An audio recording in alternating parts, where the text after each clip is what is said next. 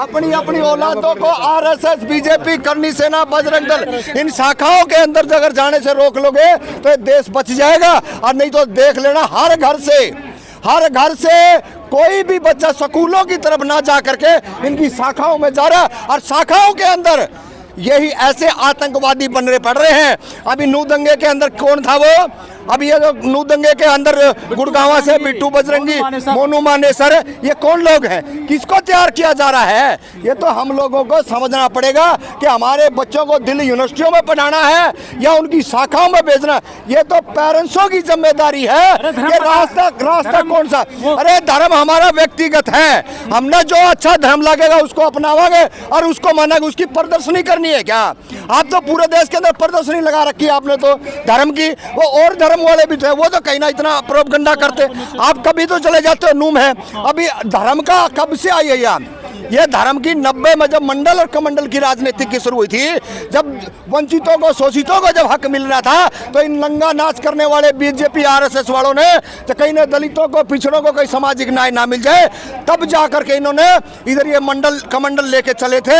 और वो मंडल की बात आज तक अधूरी है और ये सपना ये पूरा नहीं होने देने वाले। मंत्री हैं, जो अफसर हैं, उनके बेटे तो नहीं आते धर्म बचाने? क्यों आएंगे? आदमी आता क्यों आएंगे? उनको पता, जो 8वीं 10वीं 12वीं जो पढ़ा हुआ किसान मजदूर का बच्चा है ना, आतंकवादी तो उसको बनाना है, क्योंकि ना तो ढंग से लड़ाई लड़ सकता, ना ढंग से वो अपनी बात कह सकता। अरे हम तो गांव देहात से यहाँ आगे ना तो बोल रहे हैं। और आज भी जो ऐसे आतंकवादी है गांव देहात के अंदर, जो धर्म की बात करके ना अपने जो वंचित शोषित पीड़ित समाज के बच्चे उनको जो ना बाहरी ना निकलने दे रहे, ये सारे का सारा जो दबंग लोग हैं और जो बीजेपी आरएसएस से टच हैं वो करवा रहे हैं। बाकी किसी की हिम्मत और कोई औकात नहीं है। शोभा यात्रा में बहुत भीड़ हो गई है ऐसे युवाओं की, इनको कहाँ से खाद पानी मिल रहा है? ये खाद पानी आप देख लो ना। भाई आपको जब दाह संस्कार मनीषा वाल्मीकि का होता है तो आप रात को पेट्रोल डाल करके आग लगाते हो, और वही दाह संस्कार अब दूसरे दिन क्या होता है? अगले दिन आपने देखा ना कि उसको रोका गया, बाकायदा रोक करके और सुबह तक का इंतजार करा और लाठी डंडे से लैस करवाया गया पब्लिक को, ताकि इस देश के अंदर हिंदू मुस्लिम की एक नफरत की बड़ी खाई खोदी जा सके।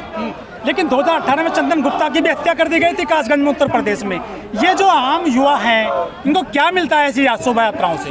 देखिए, इनका एजेंडा यही है, इनको बहुत कुछ मिल रहा है। अगर ये धर्म की अफीम की खेती अगर ना बोएंगे तो आप देख लेना देश के अंदर बीजेपी एक चुनाव ढंग का करवा लो, ये सरपंची क्या मैं कर रहा हूँ, गाँव का मेंबर का चुनाव नहीं जीत सकते हैं। लेकिन हिंदू मुस्लिम करके इनकी दाल अच्छी गल रही है और इसी का फायदा उठाकर ये लगातार मैं 90 से लेके आज तक राजनीति कर रहे हैं। जांगड़ा जी हिंदू सेना कह रही है हिंदुओं ने चूड़ी नहीं पहन रखी है। तो भैया इस देश के सामाजिक न्याय प्रिय जो लोग है ना, उन्होंने भी हाथ बांध के नहीं रख रखे, वो भी खुले मैदान में खड़े। चैलेंज है उन लोगों से, वो करनी सेना बजरंग दल से, कि भाई आप आमने सामने आ जाओ। फिर आप आमने सामने आ जाइए ना।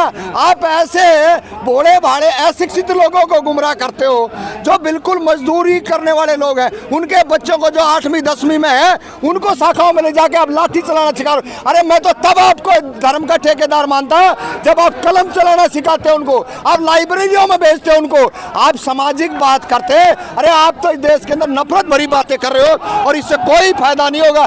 देश के आम जनमानस से आपके माध्यम से कहना चाह रहे हैं कि आप समय रहते सचेत हो जाइए, नहीं तो इस देश के अंदर बंटाधार करने वाले हैं ये आरएसएस और बीजेपी देश को खोखला करके मानेंगे। नरसिंहानंद का बदला लिया गया क्या डासना वाले का बहराइच में?